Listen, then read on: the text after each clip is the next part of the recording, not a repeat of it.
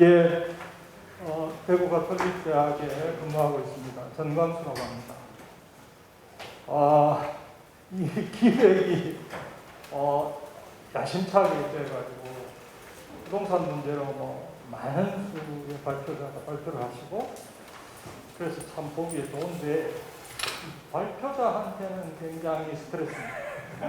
처음에는 20분을 주더니 나중에 15분으로 줄이라고 하더니 또 이제 현장에 오니까 15분이지만 20분까지 허용하겠다 이렇게 하셔서 약간 부담이 됩니다. 하여간 제가 이거를 좀 축약해서 이 발표용을 새로 만들까 하다가 괜히 쓸데없는 것 같고 스킵 하면서 할 수 있는 데까지 하고 딱 시간 제약에 걸리면 거기서 중단하겠습니다.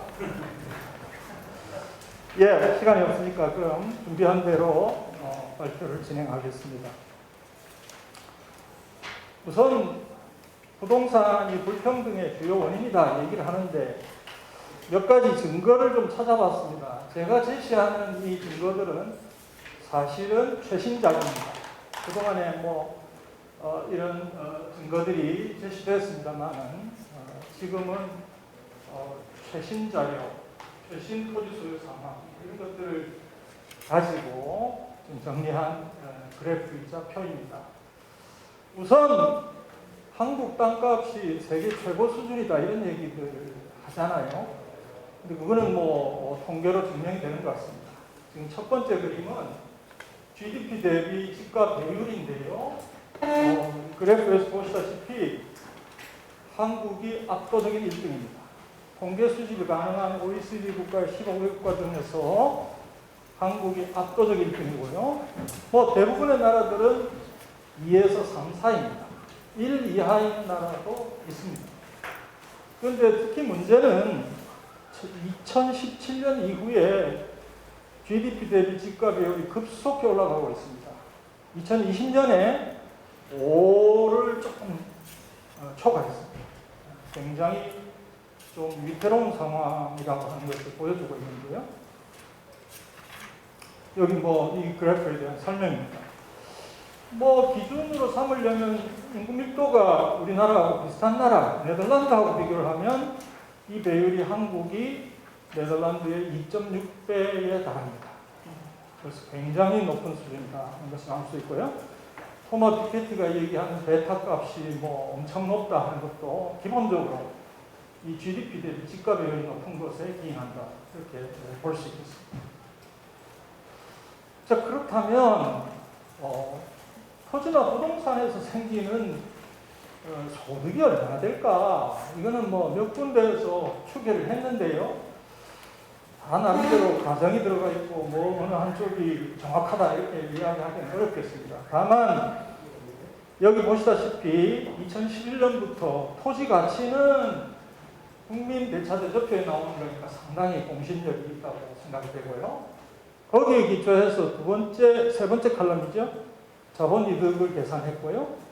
그 다음 네 번째 임대소득 하는 것은 이거는 실제 임대료하고 비속 임대료를 합쳐서 그 개념으로 추계한 임대소득입니다. 지방세연구원에서 추계를 했는데요. 2012년부터 2018년까지 추계치가 나와 있습니다. 2011년하고 2019, 20년은 제가 좀 과감하게 예를 들면 2011년은 2012년 수치를 쓰고 2019, 20은 2018년 수치를 쓰고 이렇게 해서 임대소득이라고 했고요. 그 둘을 합친 것이 토지소득이고요. 이게 이제 GDP의 몇 %냐 하는 것을 계산을 했습니다. 10년 2000년대에는 뭐 10%, 20%대에 머물러 있었는데 2018년, 17년, 18년 이후에 그 토지 자본 이득도 20%를 넘었고요. 임대소득까지 합친 토지소득도 20%, 30%를 넘었고, 지금 작년에는 두 소득이 40%, 그리고 48%에 육박하고 있습니다. 엄청난 부동산 소득이 생기고 있다 이렇게 볼 수 있고요. 예, 이건 그 설명입니다. 그래서 최근에 국토부가 토지 소유 100분위 소유 상황을 발표하고 있습니다. 이게 굉장히 좋은 데이터인데요. 그래서 2012년, 2017년, 2012년 이후에는 매년 안 했어요. 2017년부터 이제 매년 하고 있는데, 그걸 가지고 진위계수를 계산을 했더니 개인의 경우에는 토지 소유 세대만 하면 2020년에 0.6928. 근데 토지를 안 가진 세대도 있으니까 거기까지 포함하면 0.81114. 굉장히 높은 수치입니다. 법인의 경우에는 훨씬 더 높아요. 0.9를 초과하고 있고요. 개인의 경우에는 약간 이 진위계수가 뭐 심각하게 악화되고 있다 이렇게 보이지는 않는데요. 법인의 경우에는 2018년부터 이 토지 소유 진위계수가 빠른 속도로 올라가고 있다는 것을 알 수 있습니다. 그래서 이거를 상위 집중률을 한번 계산해 봤습니다. 상위 1%, 상위 5%, 뭐 상위 10% 이렇게 했더니 개인의 경우에는 상위 10%를 보면 약간 올라가고 있습니다. 수치가. 근데 뭐 그렇게 막 두드러진다 이렇게 보기는 어려운데요. 두드러지는 것은 법인의 경우입니다. 법인의 경우에는 상위 5%의 비중도 약간 올라가고요. 그런데 주목할 것이 상위 1%의 비중이 굉장히 빠른 속도로 올라가고 있습니다. 그래서 여기가 지금 문제가 된다 이렇게 보시면 되겠습니다. 이거는 아까 표는 표3은 가입 기준이고요. 표4는 면적 기준으로 해봤어요. 면적 기준으로 했더니 별 변화가 없어요. 이 상위 집중도가 별 변화가 없습니다. 오히려 법인의 경우에는 조금씩 비율이 떨어지고 있습니다. 이게 무슨 뜻이냐 하는 건데요. 그래서 실제 소유하고 있는 면적을 한번 봤고요. 실제 소유하고 있는 면적을 봤더니 개인의 경우에는 뭐 큰 변화가 없습니다. 그런데 법인의 경우에는 소유 절대 면적이 빠른 속도로 증가하고 있는 것을 확인할 수 있습니다. 그럼 이거를 이제 합쳐서 해석을 하게 되면 전체 법인이 토지 부동산 매입에 열을 올렸다. 그런데 이제 상위 1%의 집중도가 굉장히 빠른 속도로 늘어난다는 것은 두 가지 의미가 있을 수 있겠습니다. 상위 법인이 주로 고가 부동산을 매입했다. 아니면 소유하고 있던 부동산 가격이 많이 올라서 부동산 불로소득을 독점했다. 뭐 둘 중에 하나고 두 개가 적당히 섞여 있다고 생각합니다. 그렇다면 종래에는 이제 이건 이미 이제 캐치가 됐던 사실인데요. 저도 뭐 그랬습니다만 이게 무슨 뜻이냐. 그러니까 재벌 대기업이 생산 활동에는 무관심하고 괜히 토지 투기나 하고 그런데 열을 올렸다. 이렇게 이제 해석을 했는데 이게 조금 간단치 않은 것 같습니다. 왜냐하면 이 토지 소유 상위 법인의 정체를 좀 파악을 해야 되는데 저도 뭐 일일이 알아보지 않았으니까 알 수는 없습니다만 여기 보면 법인 소유 토지의 용도 지역별 내역이 있습니다. 그런데 이 법인들이 이상하게 주거 지역에 땅을 많이 가지고 있어요. 굉장히 많이 가지고 있고요.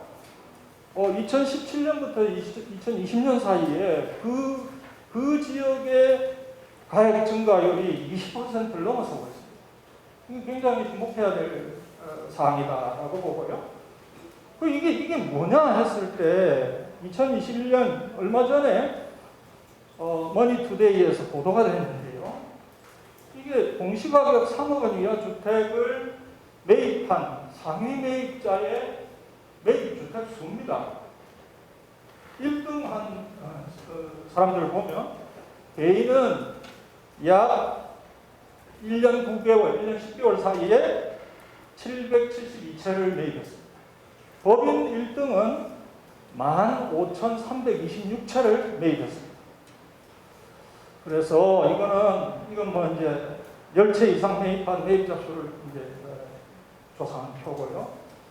그러니까 이건 무슨 얘기냐? 결국은 재벌 대기업이 그동안 토지 투기에 몰두했다 하는 그런 이야기도 될 수 있겠지만, 전문 투기꾼들이 법인을 설립해서 아주 대대적인 토지 투기, 부동산 투기를 벌였다는 이야기도 됩니다. 두 가지 이야기가 섞여 있지 않겠나 하는 생각을 하고요. 그래서 한국의 부동산 정책의 문제는 이제 전문 투기꾼 혹은 작전 세력의 발걸음을 정부가 따라가지 못해요. 뭐 정책을 내놓으면 금방 빈틈을 찾아서 그리로 가고요. 이렇게 더 한 발 빠르게 움직이기 때문에 이거 참 정책을 펼치기가 굉장히 어려운 상황이다 하는 생각을 합니다.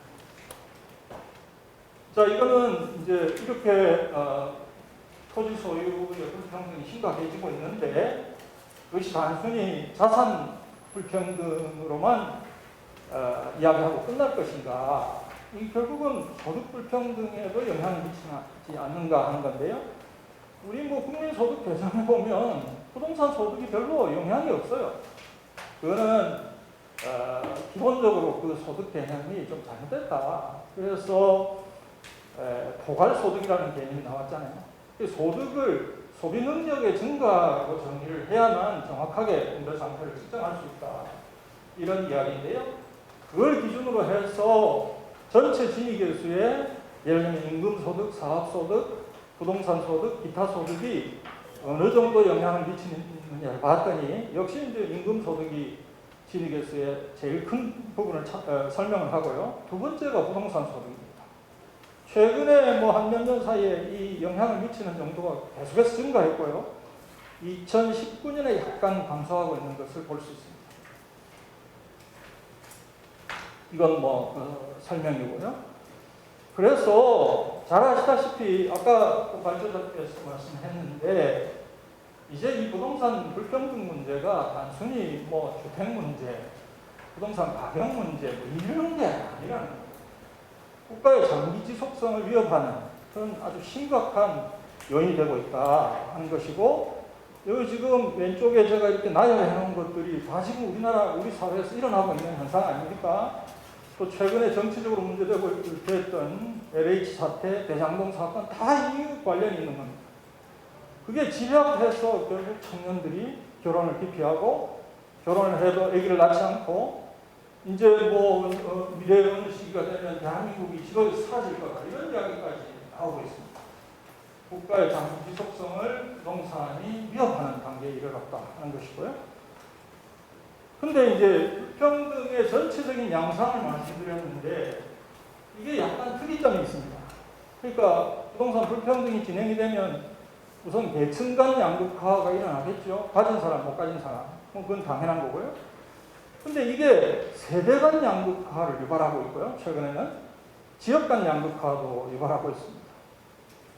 이건 뭐냐 하면 연령대별로 토지 소유 비중이 최근에 어떻게 달라지고 있는가 하는 건데요. 요 맨 위에 있는 것이 40, 50대입니다. 이 이제 노동을 하는 사람들.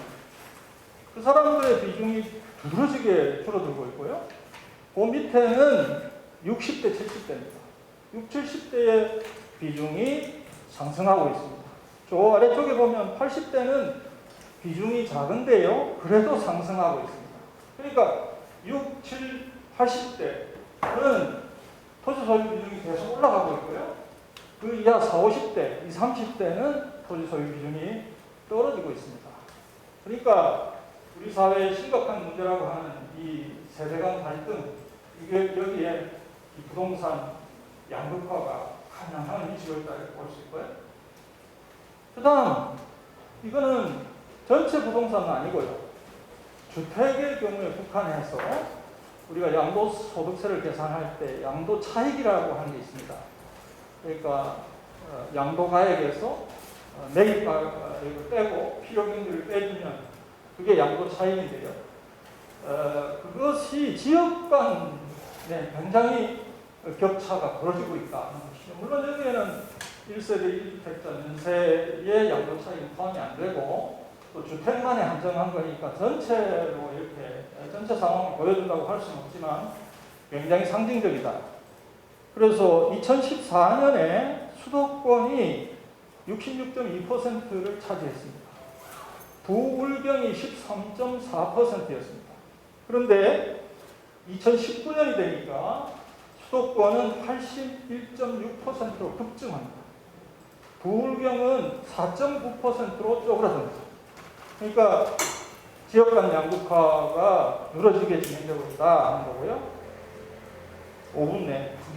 5분 내면 20분입니까? 15분입니까? 20분입니까? 아이고, 큰일 났네. 자, 그런 이제 불평등의 실상을 좀 이리저리 살펴본 것이고요.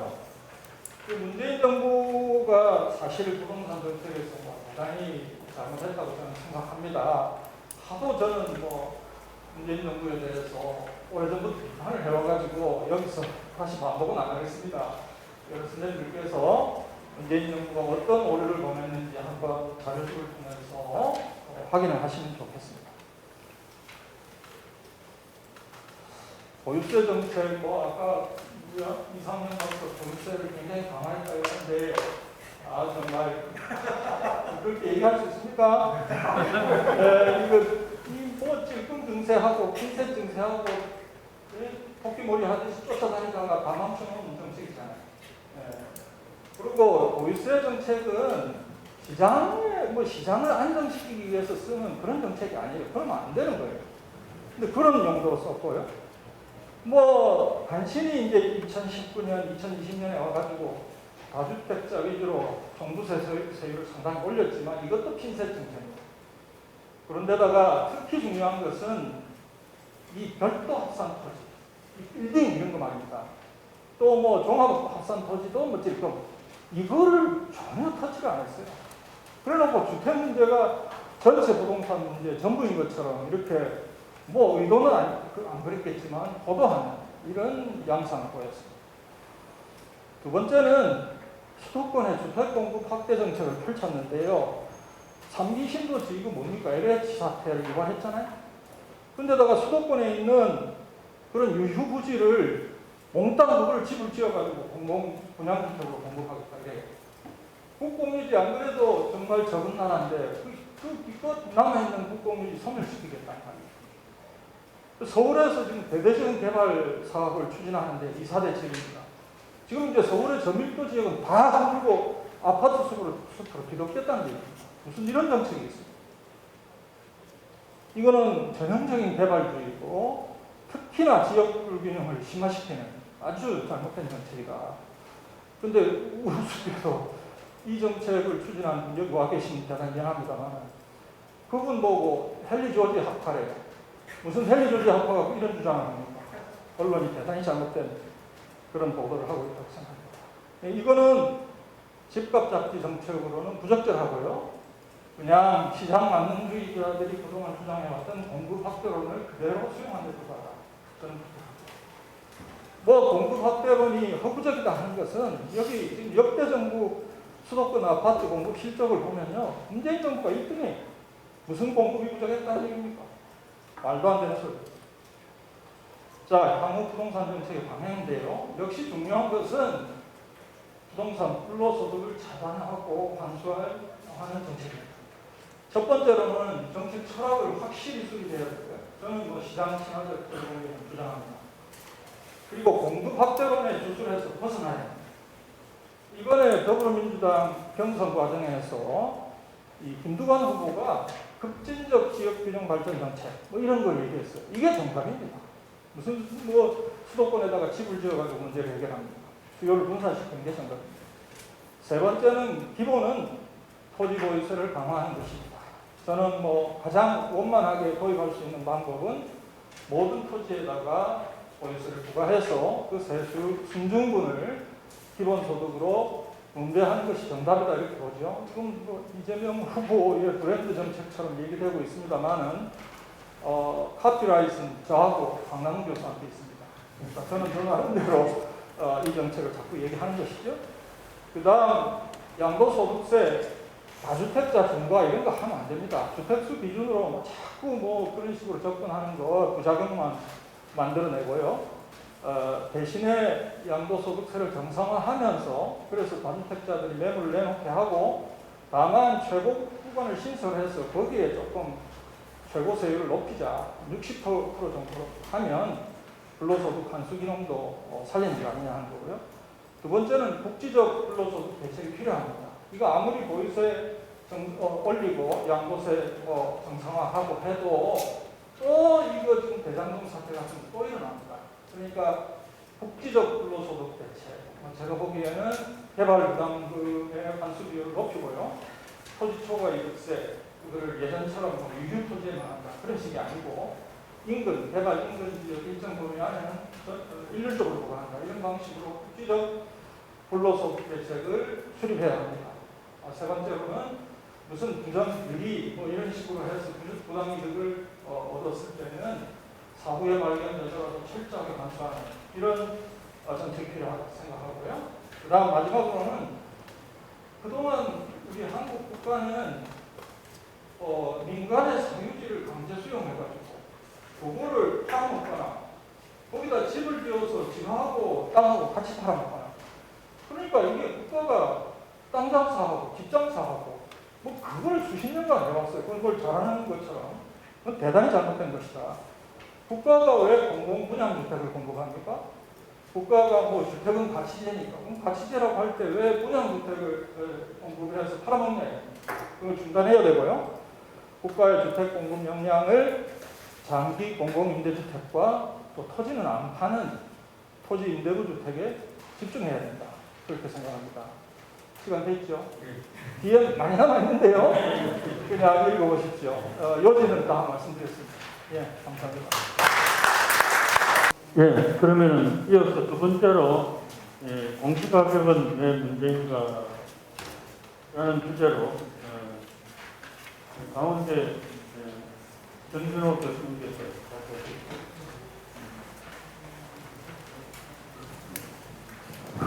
네, 강원대학교의 정준호입니다. 저도 그냥 스피드하게 넘어가도록 하겠습니다.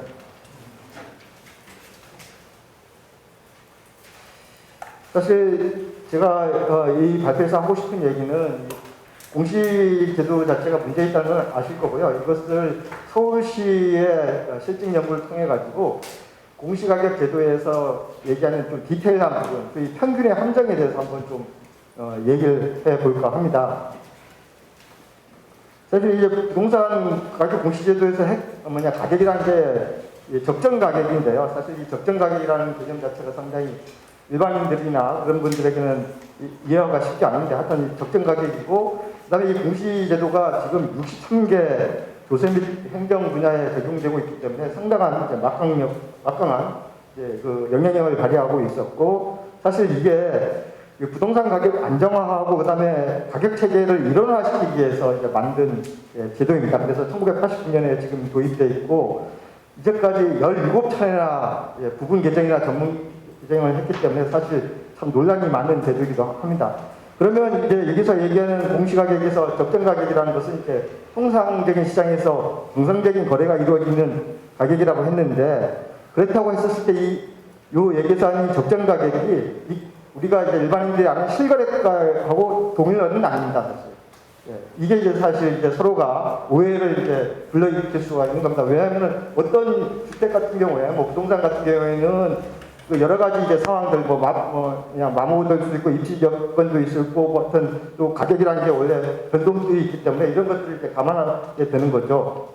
그래서 보시면 우리나라 공시제도는 이제 소위 샘플을 기준으로 해가지고 이것들을 이제 계산한 다음에 나머지 이제 부동산에 적용시키는 그런 방식으로 크게 되어 있다고 보시면 되겠고요. 또 빨리빨리 하도록 하겠습니다.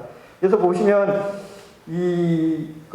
감사원에서도 그 보고서를 보면 가장 문제되는 게 아까 이렇게 이중적인 이제 시스템이기 때문에 공시가격의 오류 또는 부정확성이 이제 많다라고 얘기를 하고 있고, 그래서 보시면 뭐 시장, 이게 지역 및 시장 상황에 대해서 반영이 미흡하고, 그다음에 이제 특성 및 비교 표준 부동산을 선정했을 때 오류가 발생하는 이런 문제들이 있습니다. 테크니컬한 문제들이 있고요. 그다음에 이제 평가, 특히 이제 주택, 단독주택의 평가 기준이 이제 다릅니다. 예를 들면 토지 같은 경우는 시장 가치 기준으로 평가하는 데 반해서 단독주택 같은 경우는 사용 가치 이제 기준으로 해가지고 그런 게 있고요. 그다음에 아까도 얘기했다시피 실거래가라는 게 100% 정확한 게 아니기 때문에 감정평가사는 대체로 표준 부동산을 이제 시장 가치 한 80-90% 정도의 거래가능 가격으로 이제 평가를 하게 됩니다. 그래서 이제 그런 게 있고요. 그 다음에 이 부동산 공시가격이 정책 가격, 그러니까 사실 부동산 공시법에서 나오는 가장 핵심적인 게 아까 가격을 이게 지표 기능을 한다는 것이 이제 중시돼 있었는데, 우리는 이제 그게 안 돼 있어가지고 보통 표준주택 샘플 같은 경우 보면 시장 가치 한 80-90%를 거래가능 가격으로 하고, 옛날에 지금은 이제 폐지됐지만 한 80%를 이제 곱해가지고 64%에서 72% 수준으로 이제까지 이제 해왔고요. 그 다음에 국토부에서 이제 비공식적으로 가격이 높거나 낮을 때 좀 은근하게 이제 얘기를 하면서 비공식적인 현실화율이 있습니다. 그래서 이 공시가격은 다분히 이제 정책 가격이라고 보시면 되고요. 이러다 보니까 통계적으로 보면 공시가격의 변동률하고 시장 가격의 변동률 사이는 격차가 상당히 큽니다. 그래서 원래 공시법에서 나와 있는 대로 시장 거래 지표의 역할을 지금 하지 못하고 있다고 보시면 되겠습니다.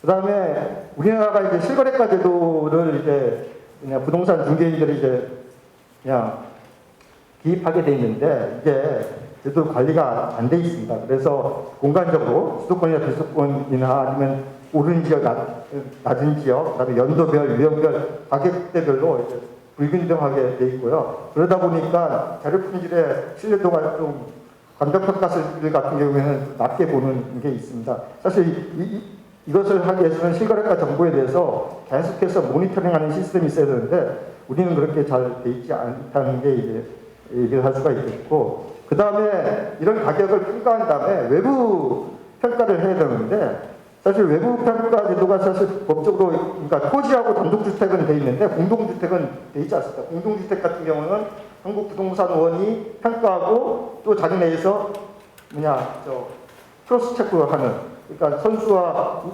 그런 것들이 이제 분리되지 않는 그렇게 됐습니다. 그런데 헌법재판소에서 뭐라고 얘기를 했냐면, 시장가치 기준의 가격 산정 이외에 외부의 가격 검증 절차가 있어야 된다고 그때 얘기를 했었거든요. 약간 그렇게 됐습니다. 예를 들면 아파트 같은 경우에는 한 동에 1층을 표준 부동산으로 정한 다음에 층별, 위치별 효용 비율을 적용해 가지고 전체 가격을 산정하는데, 문제는 이제 층별, 위치별 효용 비율이 거기 담당자, 그러니까 한국부동산원의 담당자의 직관적이면서 자의적인 판단에 많이 따르는 경우가 이제 많다는 겁니다. 예. 그리고 원래 감정 가격이라는 것은 각 목적에 따라서 다양한 가격을 갖게 되는데, 이제 공시가격에 의해서 가치 평가의 어떤 다원성을 지금 저해하고 있다라는 얘기가 될 수가 있고요. 지금 정부에서 이제까지 현실화율을 발표하지 않습니다. 현실화율은 분모가 아까 얘기했던 식으로 이제 거래 가능 가격이라는 거고, 그 위에 이제 공시가격인데요. 우리는 지금 어떻게 됐냐면 평균 이제 현실화율은 알 수가 있는데, 각 가구가, 각 그 소유주가 분모를 알 수가 없습니다.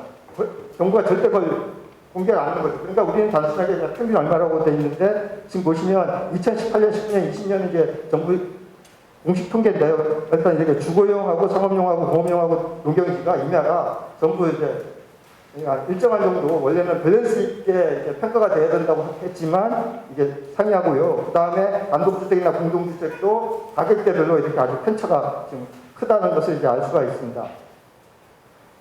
그래서 이것들을 갖고 정말 서울시를 좀 대상으로, 제가 서울시의 어떤 공무원의 도움을 받아가지고 이제 실제 거래된 아파트하고 그다음에 공시가격을 매칭시켜가지고, 이게 자료가 꽤 큰 건데요. 그걸 갖고 한번 해본 겁니다. 이것도 아시다시피 전체 그 부동산을 다 대표하지 못하는 샘플이죠. 샘플이지만 일단 샘플 중에서 이제 맞게 하니까 한번 그 결과를 얘기하도록 해보겠습니다. 2013년하고 18년을 했는데요. 14년은 서울시에서 가격이 가장 떨어졌을 때고 2018년은 이제 가격이 올랐을 때고 그 두 개를 해보면 서울시 같은 경우에는 지금 단독주택하고 공동주택이 두 가지를 했는데 보시면 3억 미만하고 30억 사이에 엄청난 현실화율 차이가 있죠. 그러니까 싼 주택일수록 현실화율이 상당히 높고 비싼 주택일수록 현실화율이 낮으니까 세금 부담이 적다는 게 확실히 드러나는 거죠. 단독주택이든 공동주택이든 간에요. 자, 요게 이제 리그레이션을 한 건데 이게 재밌는 게 이게 단독주택인데요.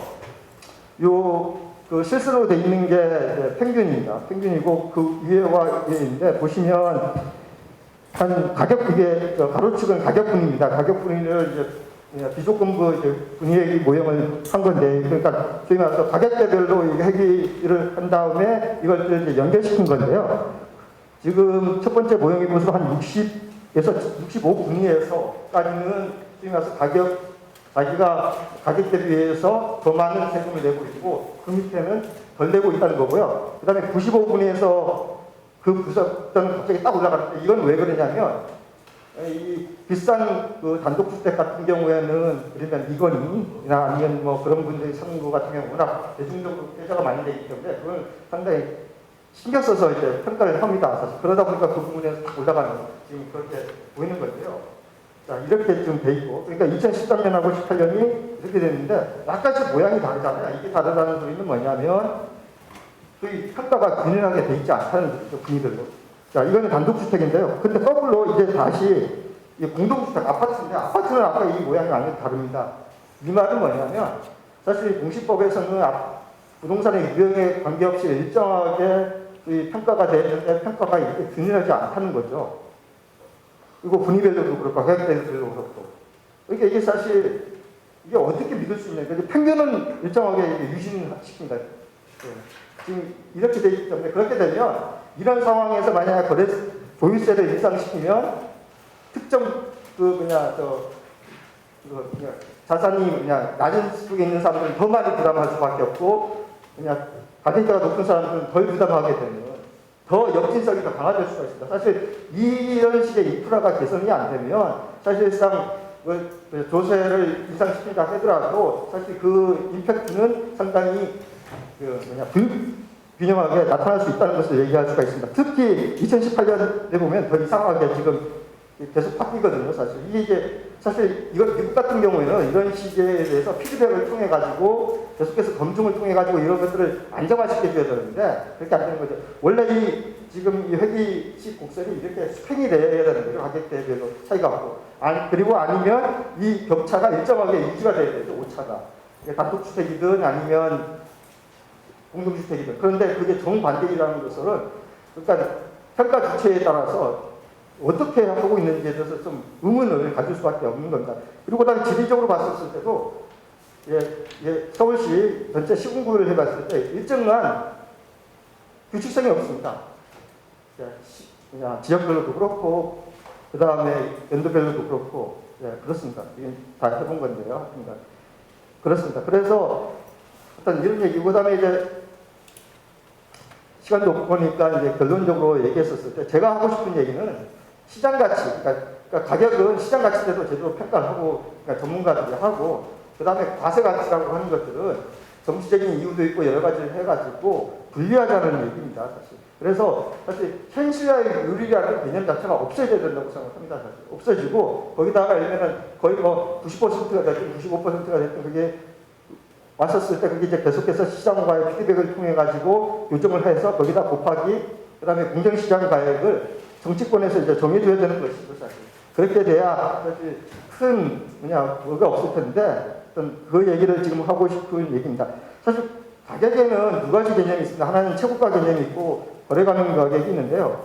저는 이 부동산 가격에서 얘기하는 것은 거래가능 가격이거든요. 최고가 개념이 아니기 때문에. 그러면 이 거래가능 가격을 어떻게 제대로 평가하느냐가 문제인데 사실 이게 쉽지는 않습니다. 아시다시피 거래 빈도의 문제도 있고 등등 그 다음에 현실 유지편이라고 해가지고 소위 말해서 사람들의 그 이제까지의 기존의 관념도 있고 그다음에 고객의 영향력 문제, 부자들 같은 경우는 아니면 정부에서 입김도 있고 하여튼 이런 것들을 제대로 하는 시스템들이 필요하고 그다음에 실거래가 같은 경우에는 이게 제대로 되면 사실 실거래가 자료를 보면요 어떤 거는 이론짜리 실거래가 데이터도 올라오는 것도 있어요 사실. 이게 많아요. 이게 정부가 이런 것들을 모니터링 안 하고 그냥 해버리는 거예요. 사실 그러면 우리가 금융 되잖아요. 사실 이런 시스템이 있어야 되거든요. 영국도 있고 미국도 다 있습니다 사실. 있는데 우리는 이런 시스템 만들어 놓겠다면 또 사회교산 거래가 어쩌고저쩌고 해가지고 좀 반발이 심한데 하여튼 예, 그런 게 있습니다. 그래서 저는 이거 같은 거라서요. 그래서 지금 시세의 현실을 제고한다라고 지금 정부는 90%를 2030년까지 한다고 했는데 지금 이런 식으로 평균을 90%를 맞추다 보면 알다시피 아까만식으로 가격대별로 워낙 편차가 심하고 지역별로도 워낙 그렇게 돼 있기 때문에 여전히 이랬었을 때 아까 뭐 그냥 그 보유세를 인상시킨다 하더라도 그 임팩트가 실제로 갔었을 때는 그냥 너무 이제 수식적 불형평성이 더 증폭될 여지가 있다. 그래서 이런 의미에서 도착했었을 때 조세 형평성 제고를 위해서든 했을 때 이런 과표에 소위 말해서 이제 개혁들이 이제 필요하겠다 싶습니다. 사실 한국에서도 하나 지금 안 하고 있는 것 중에 하나가 비주거용 부동산에 대해서도 공시가격 제도가 법적은 통과되는데 안 해요. 한 10년이 넘었는데 왜 안 하겠습니까 사실.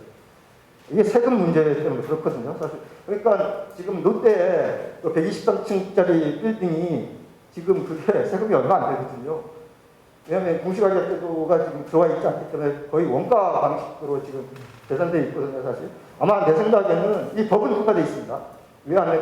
현 정부도 못했죠. 근데 만약 이것들만 제대로 하더라도 상당한 부분 아까 소위 말해서 그 법인들이 가지고 있는 부동산에 대해서 일정한 통제도 가능할 거고요. 하여튼 그런 의미에서 보더라도 사실 이게 공시가격이라는 게 상당히 그 조세 전반에 그다음에 그 조세 형평성 차원에서도 봤을 때 가장 중요한 이슈 중에 하나라고 생각합니다. 이상 발표 마치겠습니다. 시간을 잘 지켜주셔서 대단히 감사합니다. 그러면은 이어서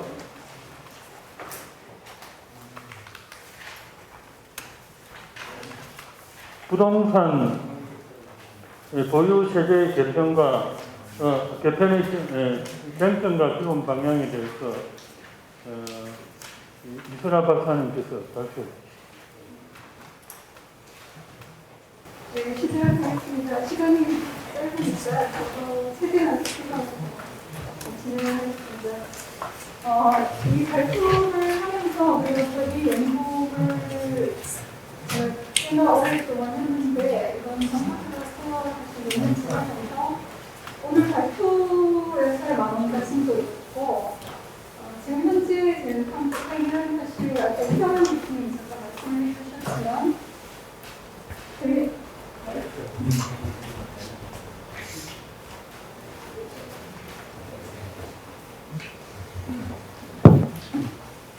지금 당장 어떤 정책적으로 뭘 건드려야 된다라는 것이 사실 정말 저도 굉장히 생각했거든요. 더 이상 뭘 안 하는 게 낫지 않을까라는 생각이고 다만 그냥 현재 문제점들을 구조적 그리고 체계적으로 좀 더 잘 이해를 한 다음에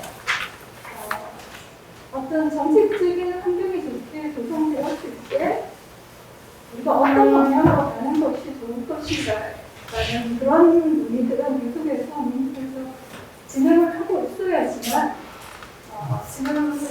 지금은 정책적으로 뭔가를 하기 굉장히 어려운 환경이지만 차후에라도 좀 더 나은 정책들을 도입할 수 있지 않을까라는 그런 생각을 하고 있습니다. 그래서 지금 넘어가서 지금 현재 공시계를 어떤 방향으로 가져가야 될 것인가를 논의를 하기 위해서는 사실 3년 공급지 분쇄 개혁에서부터 출발을 해야 되는 게 현재 공시계 세계 자체가 3년 공급지 2000년에 만들어졌고 사실 제가 생각할 때 당시에 거의 분쇄 개혁이라고 할 만한 정도의 많은 개선들이 이루어졌습니다. 그래서 거기에서 도대체 잘된 것은 무엇이고 문제는 무엇인가를 다시 한번 살펴보고 그 사이에서 그리고 이제 그걸 현 정부에서의 정책적인 어떤 문제점들하고 연결을 해 봐야지 어디로 갈 것인가에 대한 판단이 가능할 것이라고 생각합니다. 자, 세부적인 논상을 말씀드리겠지만은 우리 지금 평균적인 세부자 인상, 지금 제가 조금 조심스러운 게 평균입니다. 평균적으로 올릴 필요 있는가를 먼저 한번 따져봐야 될 것이고, 두 번째로 지금 많은 정책들이 이번 정부 들어서 주택 정책의 항의 요소로서 보유세가 활용이 되고 있는데 이런 식으로 갈 것인지 아니면은 조세 정책으로 좀 더 그 원칙에 따라서 사용할 것인지에 대한 논의가 필요할 것 같습니다. 주택 정책으로 조세를 사용하는 거하고 조세 정책으로 쓰는 거하고의 차이점은 조세 정책으로 사용을 한다라고 했을 때는 그러니까 생산 요소들, 노동, 자본, 토지에 대한 상대 가격 체계를 합리적으로 만들어줘서 전체적인 요소 배분들이 효율적으로 생산성있게 할 수 있도록 이 전체 체계 안에서 요소를 위치 자리매김한다라는 의미가 되겠습니다. 그리고 현재 구조가 굉장히 복잡한데 좀 단순화할 필요가 있지 않을까라는 이야기. 그리고 만약 다회성으로 전환을 한다면은 지금 현재 굉장히 많은 분들이 관심을 가지고 있는 것은 부유세적인 개편인데 사실 대안은 두 가지가 있습니다. 부유세로 개편하는 것과 정말 지방세로부터 재산세로 개편하는 것과 사실 이게 관점이 굉장히 다른데 이 두 가지에 대한 근본적인 평가가 필요한데 이 부분은 사실 우리의 가치적인 판단으로 할 문제가 아니고 이거하고 연결되어 있는 굉장히 다양한 제도들이 있는데 그 제도들을 해서 부유세가 또는 재산세가 어떻게 워킹하는가를 평가를 해가야 되는 것이거든요. 그냥 안 하는 부유세가 좋아 이걸 사용을 하려고 해서 우리가 생각하는 것만큼의 그런 바람직한 정책 효과가 나오지 않는다는 것이고 그것은 편입 원칙과 지방세로 활용하는 것 역시 마찬가지입니다. 그래서 각각으로 우리가 어떤 조세를 발전시킨다고 했을 때 어떤 제도적인 한계가 있는가를 분명히 보고 그런 한계를 하에서의 선택이라고 생각을 합니다. 그래서 첫 번째 참여정부 때 그걸 이제 간략하게 보면 가장 중요한 것이 실물 확산 실무제도를 도입을 했다. 이건 굉장히 획기적인 행동하고 큰 성과라고 생각을 합니다. 그런데 여전히 근본적으로는 사실 이거는 특정 정부가 잘해서 못해서가 아니고 거래 빈도가 낮은 부동산에 대한 공정한 평가는 근본적으로 한계가 있다라는 것을 우리가 알고 보유세 정책을 써야 할 것이다라는 것이고 그 다음에 중요한 것이 당시에 굉장히 많은 논쟁이 있었던 것으로 제가 알고 있습니다. 왜냐하면 지금 정강수 교수님 계시지만 토지세로 갈 것인지 아니면은 주택이라는 방패 대상을 만들어서 주택과세를 할 것인지 근데 당시에 사실 그때 강남 아파트까지 굉장히 뜨는 와중에서 보유세 보유한 정책으로서가 아니고 주택 가격을 잡기 위한 정책 수단으로서 종부세를 활용하기 위해서 주택이라는 방패 대상을 새로 만들었습니다. 그것이 그 이전의 종합토지세 체계하고 굉장히 큰 차이점이고 사실 이 부분이 이번 정부 들어서 굉장히 많이 활용되고 있는 부분입니다. 목적은 주택가격 완화과 다주택자 규제를 통해서 자산불평등 완화하겠다라는 것인데 사실 이런 목적을 추구하고 있었음에도 불구하고 굉장히 많은 풍선 효과가 발생할 수 있는 법인 보유에 대한 문제 같은 것들은 여전히 남겨둔 채로 사실 전체적인 제도가 구성되었다는 점. 그래서 지금 이번 정부 가격 상승기에 나타나고 있는 여러 가지 문제점들이 어떻게 보면은 참여정부의 성과도 있지만은 제도적으로 미리 했던 부분들이 전체적으로 누폴이 돼서 정책의 효과성을 떨어뜨리는 것으로 작동을 했다라고 생각을 하고 그 다음에 비주거용 부동산 세율조정 이것도 사실 굉장히 중요한 부분인데 과거의 체계에서 종합토지세라는 것이 있었지만 사실상 토지세로 기능을 하지는 못했습니다. 세율이 굉장히 낮았고 건축물에 대한 소리를 못했는데 이런 부분에 대한 조세 확정 비율의 지속들이 반영이 되어서 이 이후부터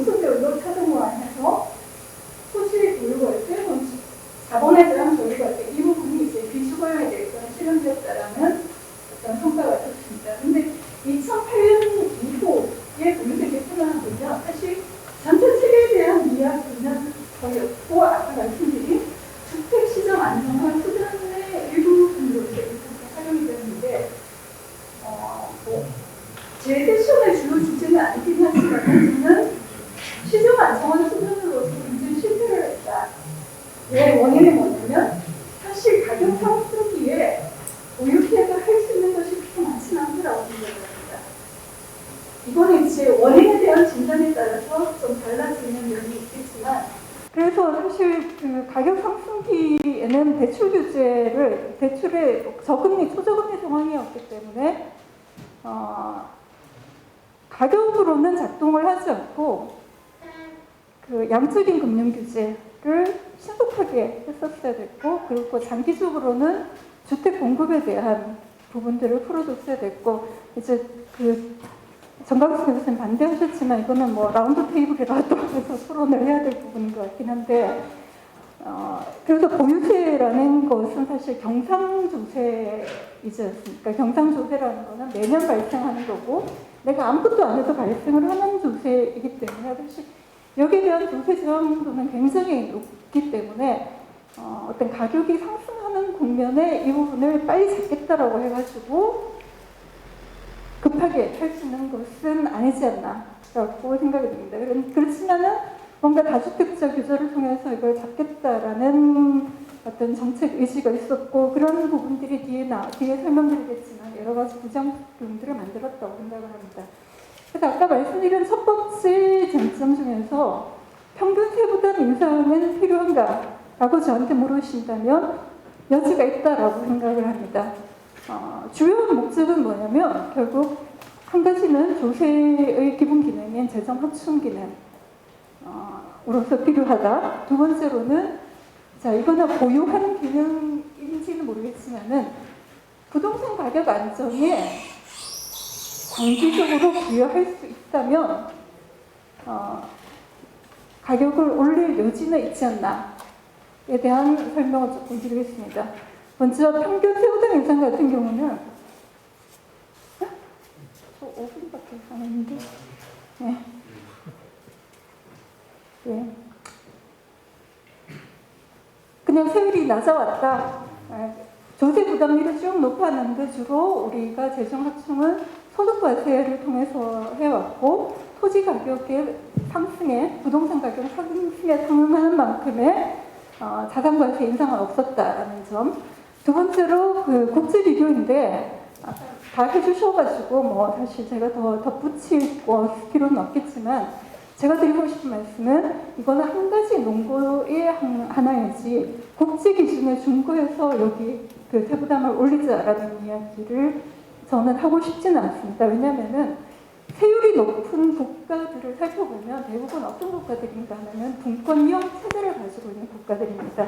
그 국가들에서는 예산을 운영하는 방식이 우리나라하고는 완전히 다른데, 결국 거기에서는 이제 그 부동산 소유자들이 주로 커뮤니티에 대한 의사결정을 하고 먼저 예산을 편성을 한 다음에, 자 그러면 우리 지역에서는 이만큼의 도로와 학교와 여러 가지 기반 시설이 필요 확충하자. 그러면은 그게 내 재산 가치에도 도움이 되기 때문에 그 사람들이 모여서 먼저 지출 예산부터 결정을 한 다음에 그 부분을 충당하기 위한 걸로 재산세를 활용을 하고 있기 때문에 여러 가지 부작용이 많은 제도임에도 불구하고 재산세 세율 1% 세율이라는 것이 한국만큼의 조세 저항 없이 사실 도입될 수 있었던 것이거든요. 그래서 우리가 이상적으로 보면은 참 많이 고유관세를 하고는 싶지만, 이런 그 보유세 고유관세가 작동하는 국가들을 살펴보면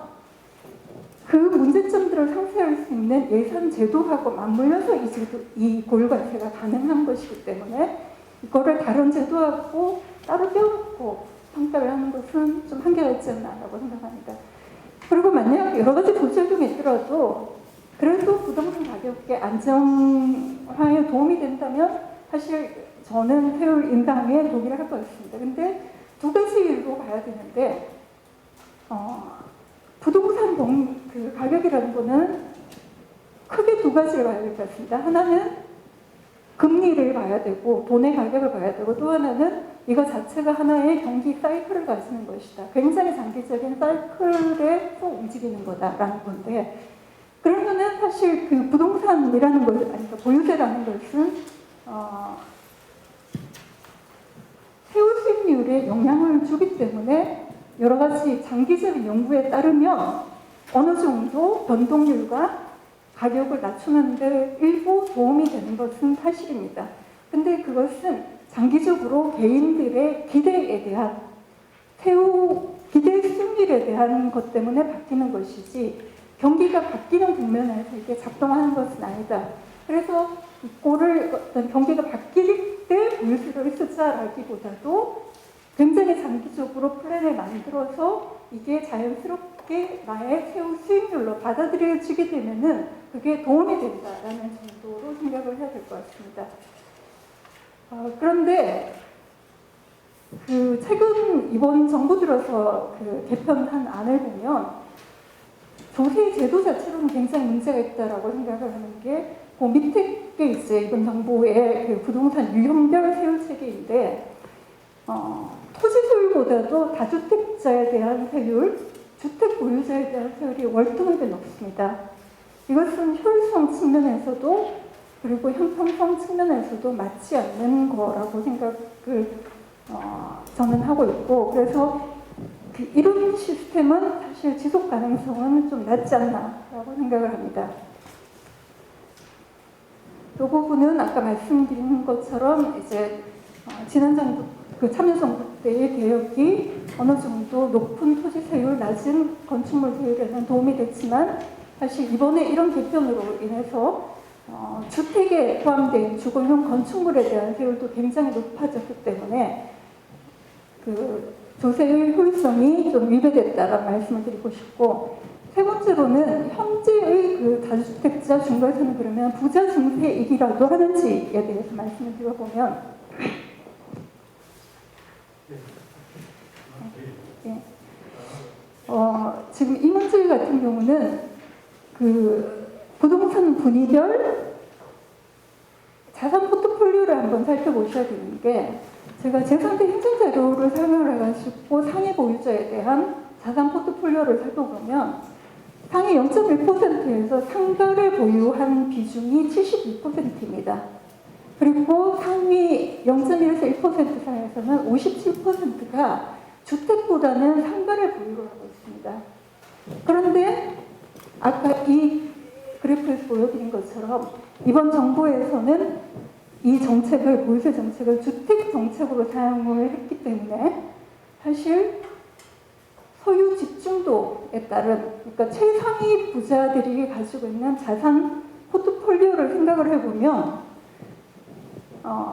사실 상가에 대한 세율을 높이는 것이 부자 증세에 가까운데, 그렇게 부자 증세라고 이야기를 하면서도 그게 좋은 건지는 모르겠습니다만은 그 안에 그 부동산의 그 분포를 살펴보면 사실 그런 부자 증세도 아니다라는 것이 제 판단입니다. 그리고 또한 여기에서 더 말씀드리고자 하는 것은 이제 일반적으로 우리가 조세의 효과성 평가를 할 때 어쩔 수 없이 가계 설문조사를 많이 사용을 하고 있습니다만은 그 자산에 관한 가계 설문조사하고 행정자료하고 굉장히 차이가 크기 때문에 사실 여기에서 어떤 그 재분배 기능을 평가할 때 왜곡이 발생한다라는 정도를 말씀드릴 수 있겠고, 마지막 쟁점으로서 그러면 우리가 그 앞으로 장기적으로 조세 개편을 한다고 했을 때 부유세로 갈 것인지 미국식 지방세로 갈 것인지, 지금의 그런 어떤 경제적인 불평등 문제에 대한 어떤 그 인식 때문에 보유세에 대한 선호도가 굉장히 큰 걸로 알고 있습니다. 그리고 국토 보유세도 그 일종이고, 근데 여기에서는 좀 제가 봤을 때는 치명적인 단점들이 몇 가지가 있습니다. 굉장히 우리가 보유세로 활용만 할 수 있다면 좋은 성격을 가지고 있긴 하지만, 단점으로는 미실현소득을 경제적 능력 지표로 설정했다는 한계인데, 자, 그러면 부채에 대한 과세를 어떻게 할 것인지, 그리고 개인하고 법인에 대해서 동일한 과세 체계를 적용하는 것이 근본적으로 힘이 됩니다. 아까 법인에 대한 어떤 보유가 집중되고 있다는 말씀을 해주셨지만은, 법인에 대해서 과세를 할 때는 세금 부분이 다 경비 처리되기 때문에 최종적인 세율은 법인 세율이 중요해지거든요. 근데 법인 세율 같은 경우는 한국이 자율적으로 선택을 할 수 있는 부분이 아니고 국제적인 조세 회피 문제를 같이 봐야 되기 때문에 사실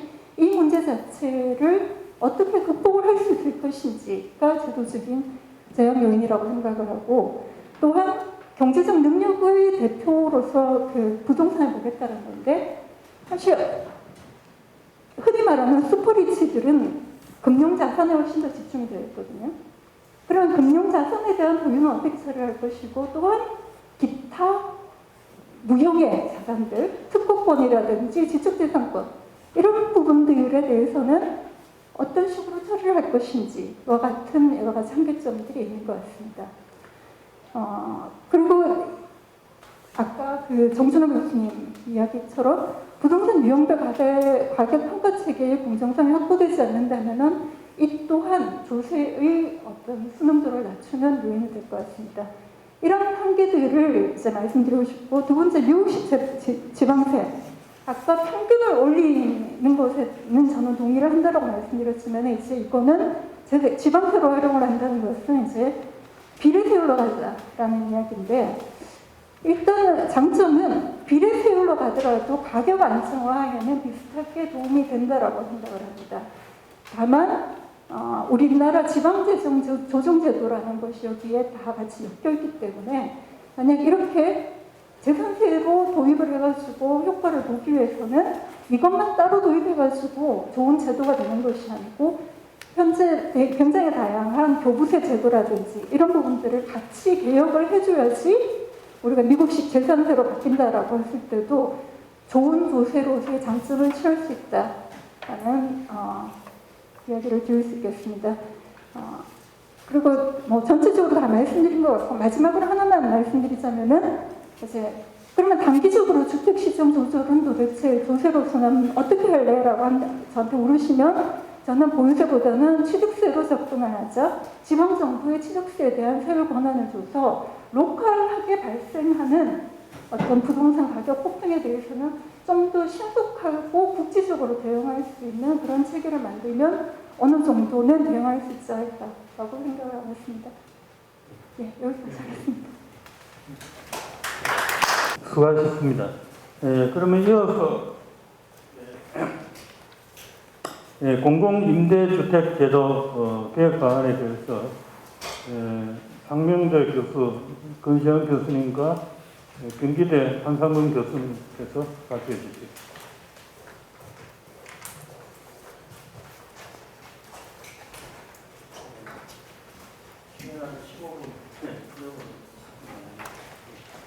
예, 발표를 맡게 된 성민대 권전 교수입니다.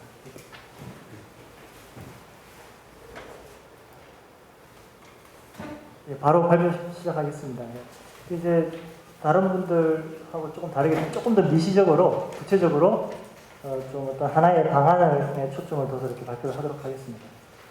그래서 먼저 이제 제 발표가 이제 지향하는 거는 지금 너무 집값이 이제 많이 올랐는데 이때 우리가 시장 효과적으로 공공주택을 공급하는 방안이 어떤 게 있을까 좀 원의를 좁혀서 이렇게 말씀을 드리겠습니다. 토지와 주택은 근본적으로 입지 제약으로 공급이 제한됩니다. 시간적으로, 공간적으로 목적에 따라서 어떤 공급을 하면은 다른 그 시기에, 다른 공간에, 다른 목적의 공급이 당연히 대체가 됩니다. 그래서 공급을 늘렸다고 해서 다 가격이 내리고 그러질 않고 시장 수요를 얼마나 흡수하느냐, 그 방식에 따라서 가격이 오히려 상승할 수도 있습니다.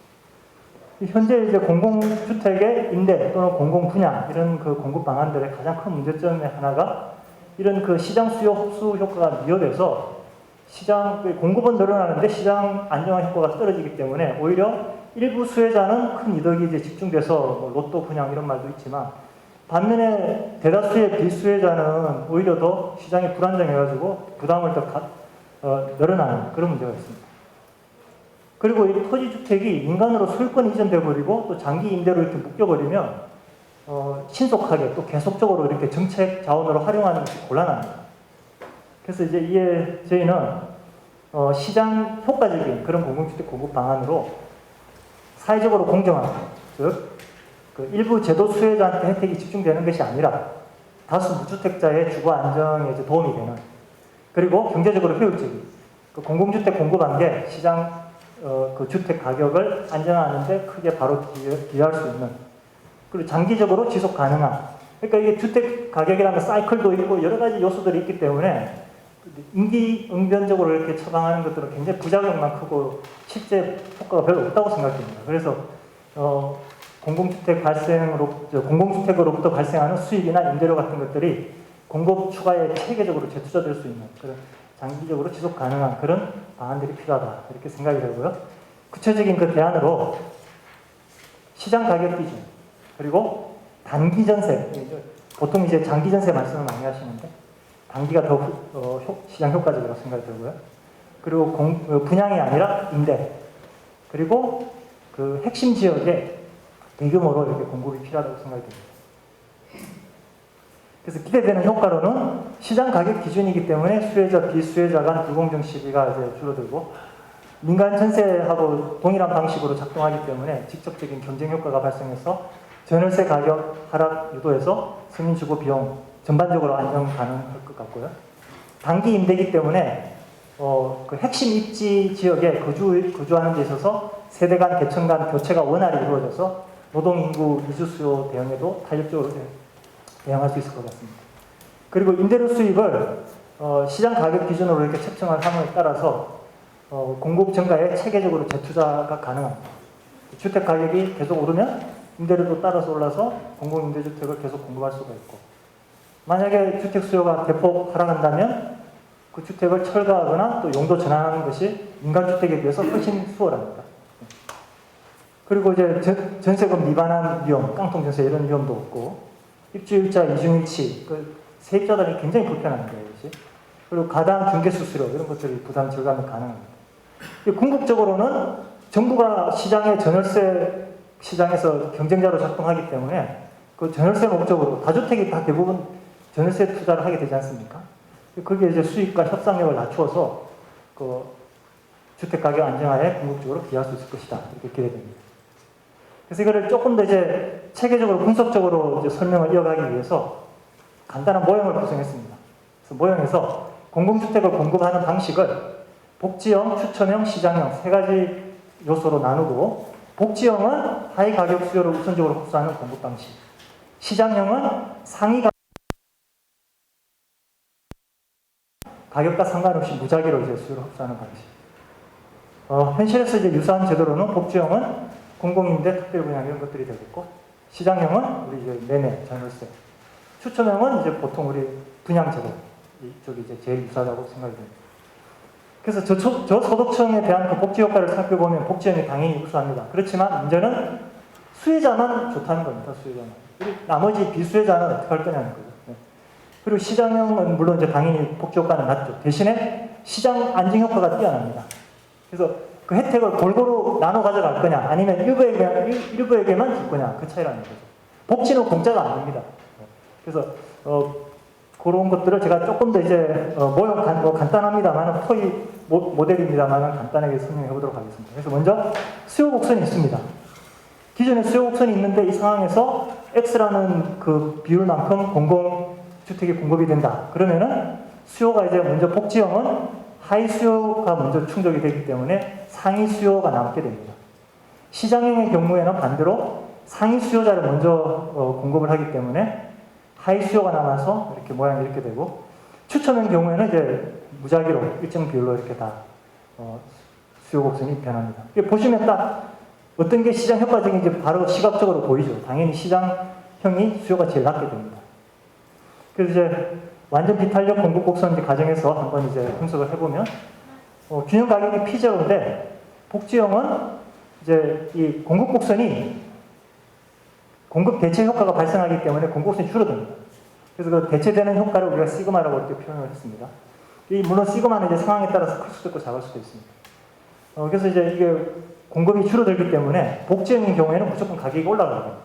시장형인 경우에는 무조건 가격이 떨어지고요. 그 추천형인 경우에는 이 시그마 크기에 따라서 이게 다릅니다. 이게 가격이 올라갈 수도 있고 내려갈 수도 있고. 그래서 여기서도 보시면 이제 당연히 뭐 직관적으로 시장형이 가격을 떨어뜨리는 효과가 가장 이제 우수하다는 것을 알수 있습니다. 그리고 이제 탄력성, 공급 탄력성의 이제 차이를 비교하기 위해서 수직선이 아니라 약간 이제 기울기를 가지는 공급 곡선인 경우로 분석해도 이제 결과는 똑같습니다. 결과는 똑같은데 다만 그 공급 방식에 의한 그 가격 차이가 좀 줄어듭니다.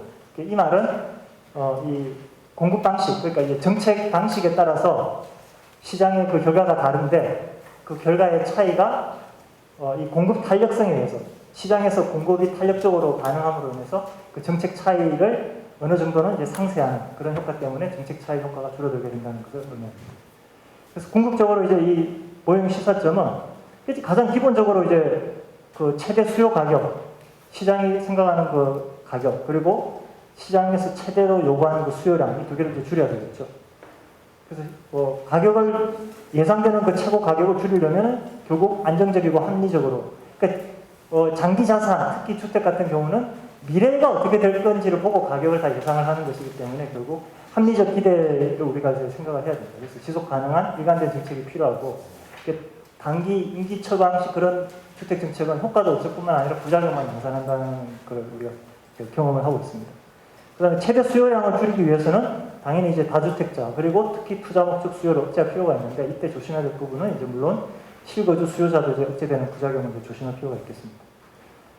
그리고 아까 살펴본 다 가격이 안정화되는 게 아닙니다. 오히려 복지용으로 소비하면은 희소한 주택 자원을 시장에서 오히려 줄어드는 효과 때문에 가격이 더 올라가는 효과가 있을 수도 있습니다. 그래서 어떤 방식으로 할 것인지를 우리가 신중하게 결정을 해야 되고, 공급 대체 효과도 우리가 민간이나 미래의 그 주택 공급 잠재력을 훼손하지 않는 범위 내에서 그 최소화하는 방식으로 주택 공급을 해야 된다는 것. 그리고 그 시장의 그 탄력성을, 공급 탄력성을 늘리는 것도 필요합니다. 정책만으로 한계가 있기 때문에. 그래서 규제 완화 이런 부분들이 필요하다고 생각이 되는데, 단 이제 규제 완화하게 되면 당연히 이제 그 규제로 인한 그 수익 한수 부분이 문제가 될 수 있기 때문에 이 부분은 적절한 세제를 개편할 필요가 있다고 생각이 됩니다. 그래서 이제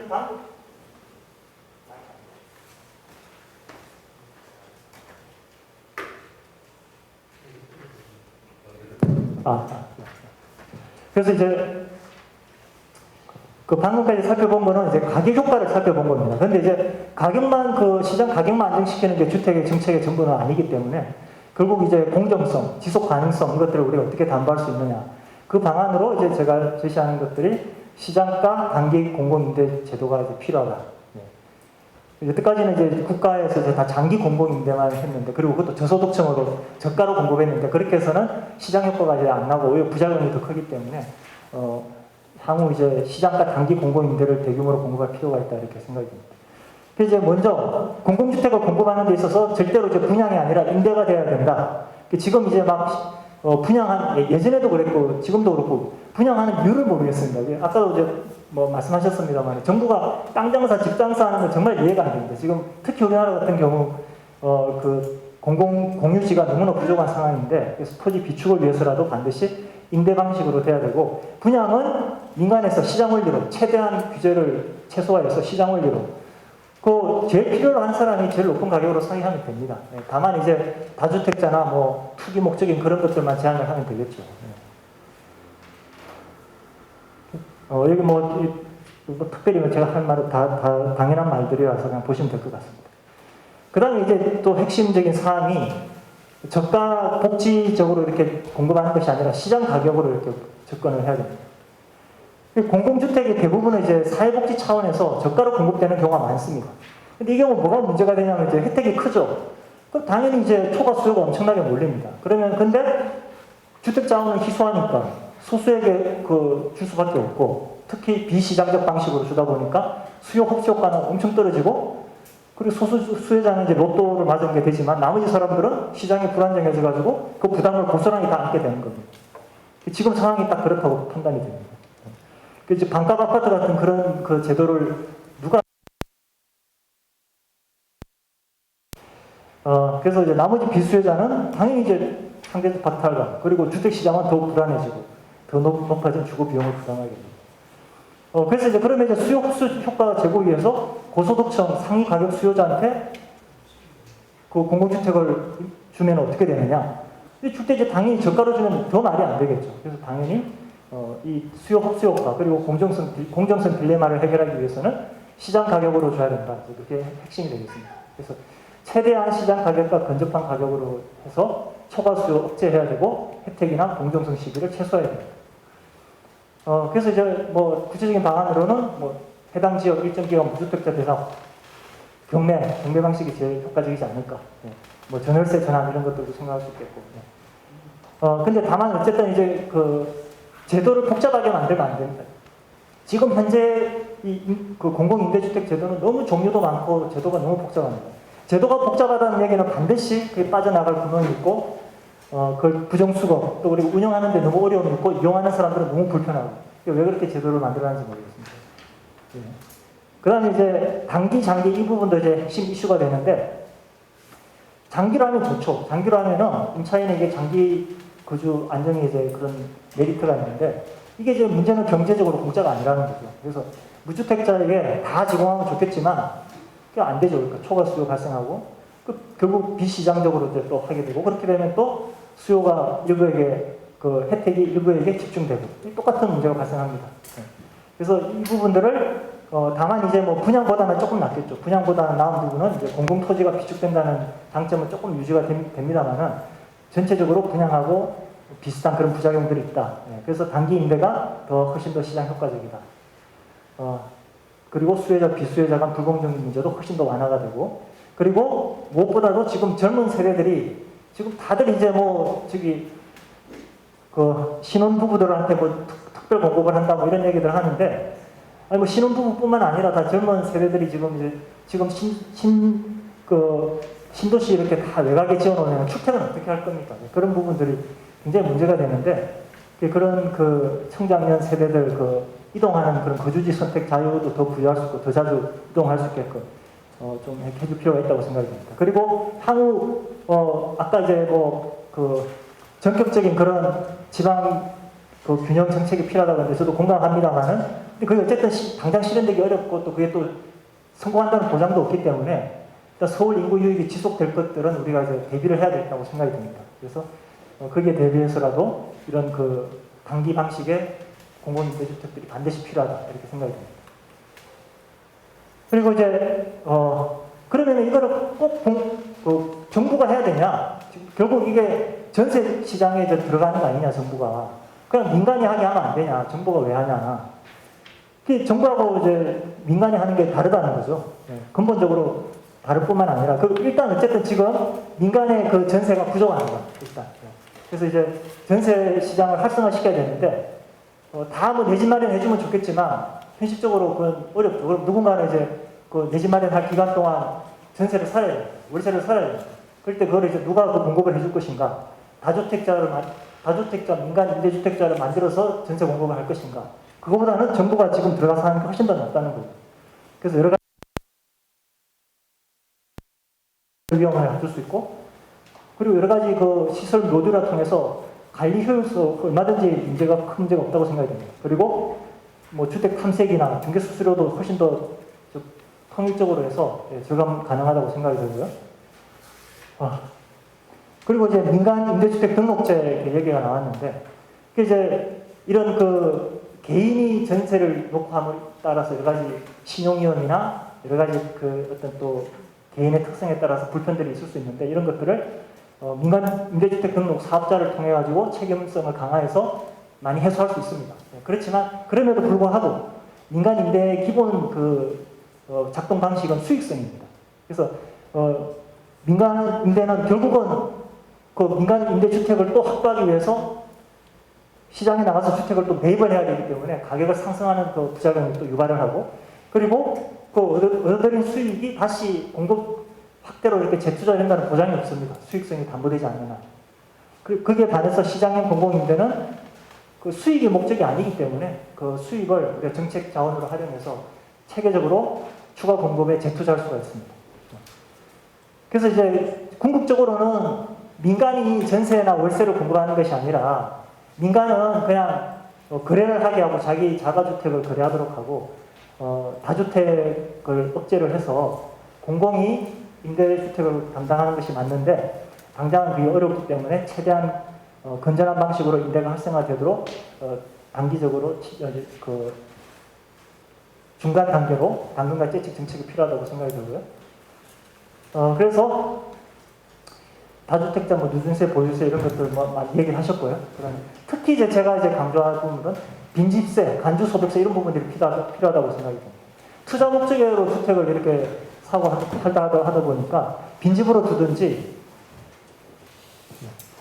그래서 이런 부분들 필요하다고 생각합니다. 기타 고려 사항으로 공공임대주택 시설 관리 그 비효율성 우려 큰 문제 없다고 생각이 들고요. 핵심 입지 확보하는 게 문제다.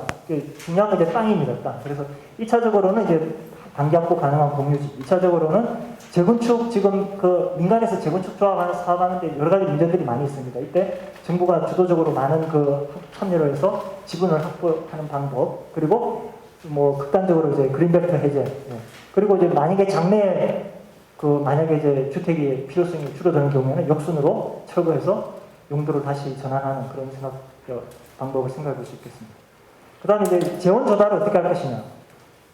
국가 토지 비축 제도 그 입장에서 재정 투입하는 것이 적어도 땅을 사는 것은 이제 재정 투입이 정당화될 것 같고요. 공적 연계금이 수익성 쪽으로 수익성도 낮지 않다고 생각합니다. 시장 목적으로 시장 방식으로 작동하면 수익성도 충분할 것이고, 그리고 정 안 되면 ABS 아까 자산담보부 채권, 토지와 임대료 담보부 채권들 발행할 수 있겠고, 또 요 근래에 ESG나 이런 데서 나오는 그 여러 가지 사회적 목적의 그런 사회적 채권 등으로 발행한다면 여러 가지 그 좋은 사회적인 정책적으로도 좋은 효과도 발생하고 낮은 자본 비용으로 민간 투자도 충분히 가능하다고 생각합니다. 이상입니다. 경청해 주셔서 감사합니다.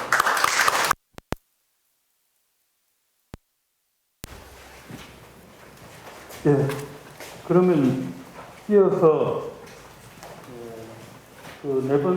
마지막 5번째 금융 불개혁과 가계 부분의 건전성 관리라는 주제로 경북대 나원준 교수님께서 발표해 주십니다.